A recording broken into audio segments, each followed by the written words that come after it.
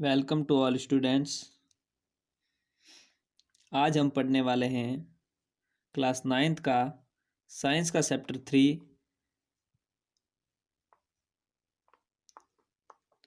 परमाणु एवं अणु।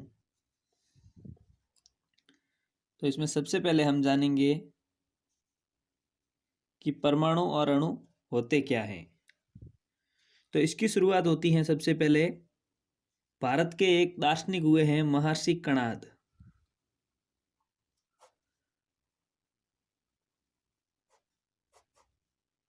इन्होंने सबसे पहले परमाणु के बारे में एक अवधारणा दी है। इन्होंने क्या कहा है कि किसी पदार्थ को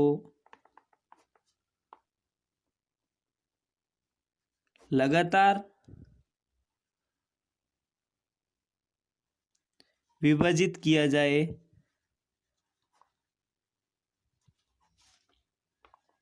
तो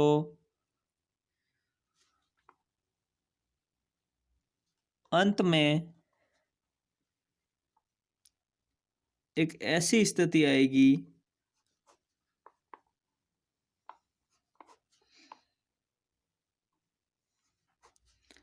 जब उसे विभाज्य नहीं कर सकते। यानी कि पदार्थ को हम विभाजित करते करते पदार्थ की एक ऐसी अवस्था आती है जब हम इसको और अधिक टुकड़ों में नहीं बांट सकते हैं। उस अवस्था में उसे परमाणु नाम दिया गया, जिसका शाब्दिक अर्थ होता है जिसे विभाजित नहीं किया जा सकता, परम प्लस अणु। और इसके बारे में दूसरी अवधारणा है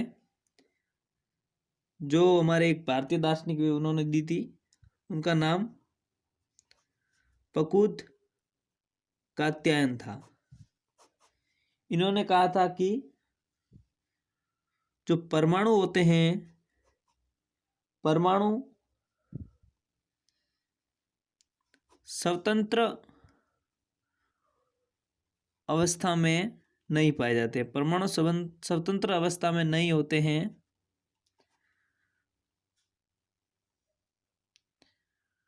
बल्कि यह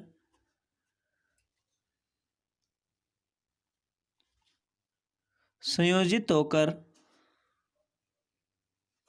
किसी द्रव्य को निश्चित आकार प्रदान करते हैं। यानी कि ये एक अलग अलग नहीं रहते हैं, ये संगठित होकर एक पदार्थ का रूप में रहते हैं। इसके बाद ग्रीक दार्शनिक हुए डेमोक्रिस और ल्यूसिपस। इन्होंने भी यही सेम अवधारणा दी कि किसी पदार्थ को लगातार विभाजित किया जाए तो अंत में एक ऐसी स्थिति आएगी जब उसे विभाजित नहीं किया जा सकता। इन्होंने इसका नाम एटम दिया, जिसका भी शाब्दिक अर्थ होता है अविभाज्य, यानी कि उसको आगे विभाजित, यानी कि उसको आगे विभाजित नहीं किया जा सकता है। अब इस परमाणु से संबंधित एक महत्वपूर्ण नियम है, उसको हम पढ़ेंगे। उसको कहते हैं रासायनिक संयोजन का नियम।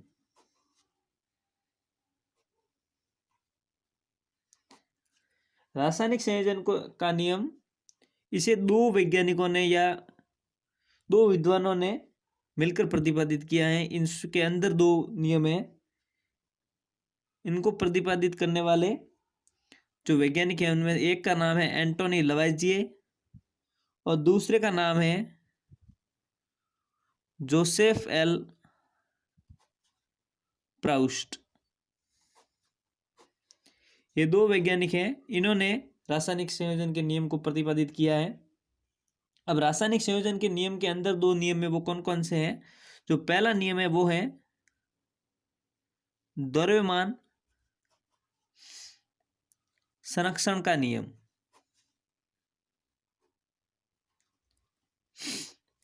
इसको लवाइजिए ने प्रतिपादित किया था। इसके अंदर ये लवाइजिए कहते हैं कि किसी रासायनिक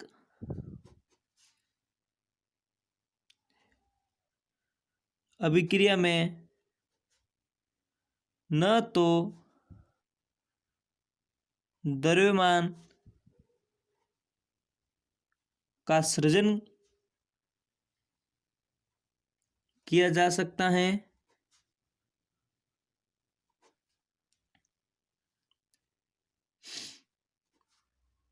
न ही इसका विनाश किया जा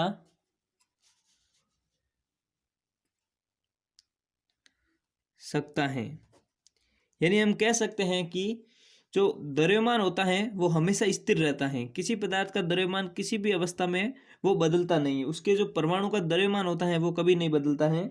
इसके लिए इन्होंने कहा है कि जो अभिक्रिया में अभिकारक होते हैं, जैसे कि कोई अभिक्रिया रासायनिक होती है X+Y, जो ये अभिक्रिया करके जो उत्पाद का निर्माण करती हैं XY, इनका और इन उत्पाद का जो द्रव्यमान होता है वो हमेशा समान रहेगा। यानी कि इस तरफ के परमाणु का द्रव्यमान और इस तरह के परमाणु का द्रव्यमान दोनों हमेशा समान रहेंगे। ये द्रव्यमान संरक्षण का नियम कहता है। और इसमें अगला नियम है वो है स्थिर अनुपात का नियम। जो रासायनिक संयोजन में दूसरा नियम है उसका नाम है स्थिर अनुपात का नियम।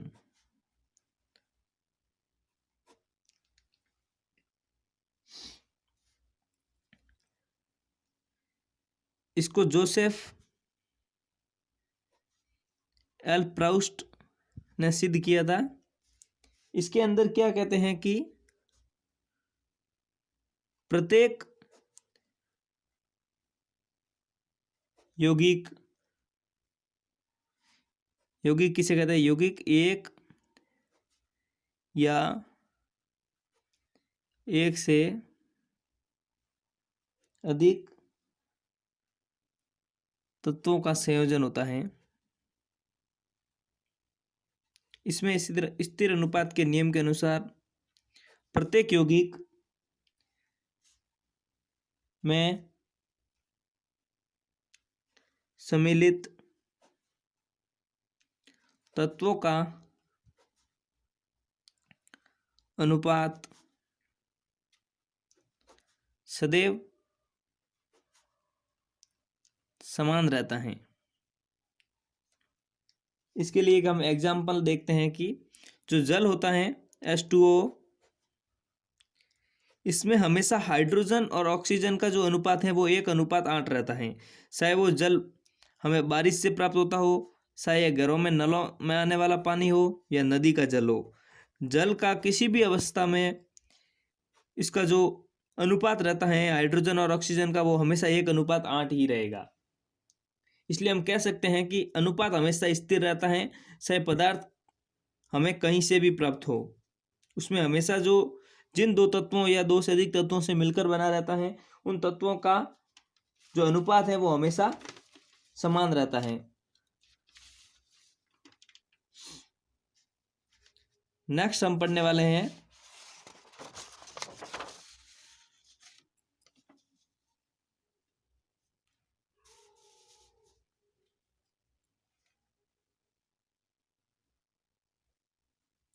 डाल्टन का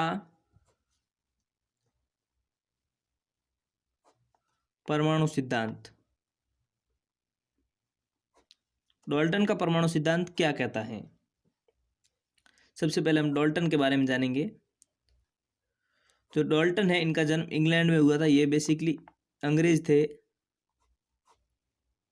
और इन्होंने 1808 में सबसे पहले इस सिद्धांत का प्रतिपादन किया।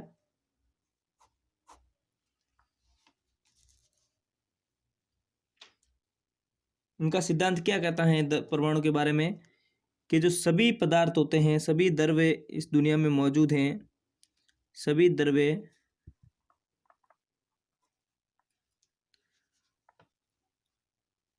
परमाणु से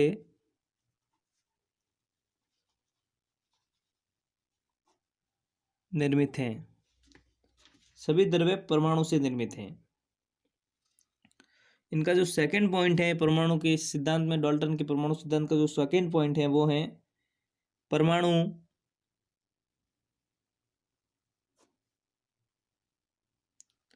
अविभाज्य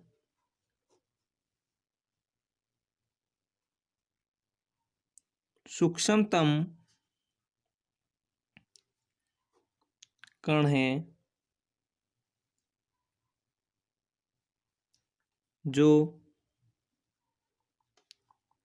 रासायनिक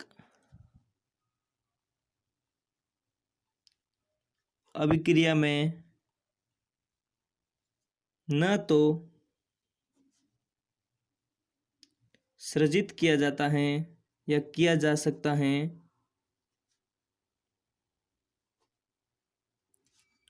और न ही विनाश या नष्ट किया जा सकता है।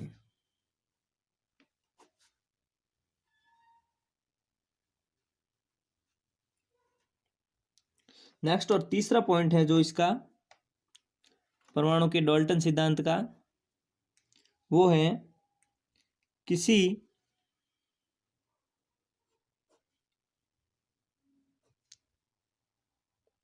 एक तत्व के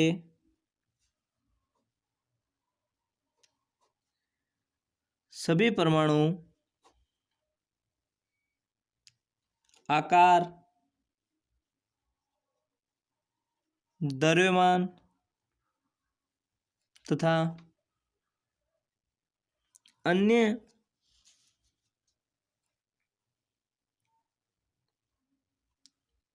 रासायनिक गुणों से समान होते हैं। यानी किसी एक तत्व के सभी जो परमाणु होते हैं उनका आकार, द्रव्यमान और रासायनिक गुण समान होते हैं। जैसे अगर लोहा है, अगर लोहे का कोई भी कण होगा, उन सभी कणों के आकार और द्रव्यमान और उनके सभी रासायनिक गुण एक जैसे ही होंगे। और जो इसका अगला पॉइंट है डाल्टन के परमाणु सिद्धांत का,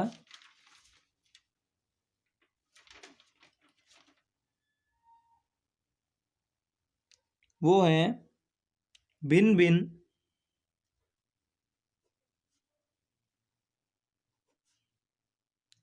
तत्वों के परमाणुओं के रासायनिक गुण भी भिन्न भिन्न होते हैं। यानी कि किन्हीं दो अलग अलग पदार्थ हैं, उनके दोनों के जो परमाणु होते हैं उनकी रासायनिक प्रवृत्ति, उनका आकार, उनका द्रव्यमान सभी अलग अलग होते हैं, वो समान नहीं होता है। और जो इसका नेक्स्ट पॉइंट है वो है भिन्न भिन्न तत्वों के परमाणु परस्पर पूर्ण संख्या के अनुपात में संयोग करके यौगिक का निर्माण करते हैं। यानी कि जो भिन्न भिन्न तत्वों के परमाणु होते हैं वो परस्पर एक पूर्ण संख्या के अनुपात में, ये ध्यान रखना कि जो पूर्ण संख्या के अनुपात में ही ये संयोग करके यौगिक का निर्माण कर सकते हैं। जैसे जो हाइड्रोजन और ऑक्सीजन ऑक्सीजन का जो संयोग होकर जो जल बनता है उनका अनुपात 1:8 रहता है। यानी एक पूर्ण संख्या में अनुपात है, कभी भी पूर्णांक या पॉइंट वाली संख्याओं का अनुपात नहीं रह सकता है यौगिक बनने के लिए। और जो इसका नेक्स्ट और लास्ट पॉइंट है परमाणु डाल्टन के परमाणु सिद्धांत का, वो है किसी यौगिक में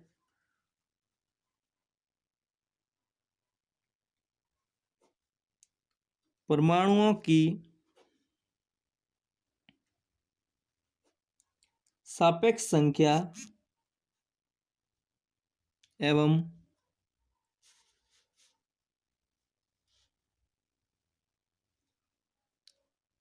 प्रकार निश्चित होते हैं।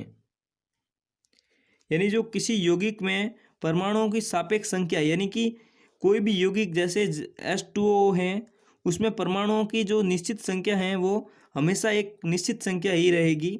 वो किसी भी अवस्था में उस संख्या से वो परमाणु की जो संख्या है वो अलग अलग नहीं होगी। जैसे इसमें H2O यानी जल में हाइड्रोजन के परमाणुओं की संख्या 2 है और ऑक्सीजन के परमाणुओं की संख्या 16 है, तो ये हमेशा 2 और 16 ही रहेगी, चाहे वो कहीं का भी जल हो या जल की कोई भी भौतिक अवस्था हो। तो हमने परमाणु के जो डाल्टन मॉडल में है वो क्या क्या पढ़ा है कि सबसे पहले तो पदार्थ होते हैं वो परमाणु से निर्मित होते हैं, और जो दूसरा है परमाणु अविभाज्य सूक्ष्मतम कण होता है जिसे किसी भी रासायनिक अभिक्रिया से न तो सर्जित किया जा सकता है और न ही इसका विनाश किया जा सकता है। यानी जो परमाणु होता है वो अविभाज्य कण होता है ये, और सबसे सूक्ष्मतम कण होता है जिसे हम अपनी आंखों से देख भी नहीं सकते। और जो इसका नेक्स्ट पॉइंट था वो कि किसी एक तत्व के सभी परमाणु आकार, द्रव्यमान एवं अन्य रासायनिक गुणों में समान होते हैं। यानी कि किसी भी जो तत्व हैं उसके सभी परमाणु एक ही आकार के होंगे, उनका द्रव्यमान भी एक जैसा ही होगा और उनके रासायनिक गुण होंगे वो सभी एक जैसे होंगे। और जो इसका नेक्स्ट पॉइंट था वो था भिन्न भिन्न तत्वों के परमाणु के रासायनिक गुण भिन्न भिन्न होंगे। ये तो हम सीधा ही देख सकते हैं कि कॉमन सेंस है कि जो अलग अलग पदार्थ होंगे उनके परमाणु भी अलग अलग ही होंगे। और जो नेक्स्ट पॉइंट है वो भिन्न भिन्न तत्वों के परमाणु परस्पर पूर्ण संख्या में के अनुपात में संयोग करके यौगिक बनाते हैं। ये ध्यान रखने वाली बात है कि कभी भी जो किसी तत्व के परमाणु परस्पर संयोग करके जो यौगिक का निर्माण करेंगे उनका अनुपात होगा वो हमेशा एक पूर्ण संख्या में अनुपात होगा, वो कभी पॉइंट वाली संख्या या भिन्न में अनुपात नहीं हो सकता। और जो इसका लास्ट पॉइंट है डाल्टन के परमाणु सिद्धांत का, वो है किसी यौगिक के परमाणु की सापेक्ष संख्या एवं प्रकार हमेशा निश्चित रहता है। जैसे कि जो जल के एक अणु में 16 अणु पर ऑक्सीजन के और 2 अणु हाइड्रोजन के होते हैं, तो ये हमेशा निश्चित ही रहेगा। कभी भी ऐसा नहीं होगा कि हाइड्रोजन के 3 अणु हो जाएंगे या ऑक्सीजन के 16 या 17 18 अणु हो जाएंगे, ऐसा कभी भी नहीं होने वाला है। तो आगे का जो लेसन है वो हम इसी भी चैप्टर के पार्ट 2 में कंटिन्यू करेंगे। इसके लिए हमारे चैनल NCERT सीखो को सब्सक्राइब जरूर कर दे। Thank you.